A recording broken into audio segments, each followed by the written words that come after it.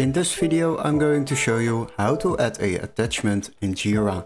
So we have our Jira board over here and now we need to navigate to our project.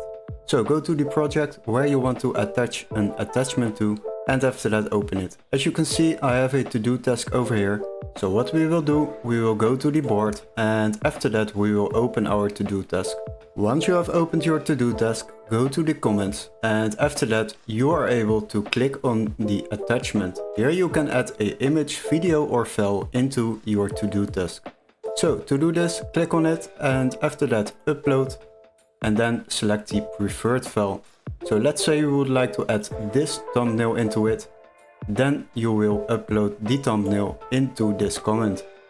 After that you are able to save it and now you have successfully added an attachment into your Jira.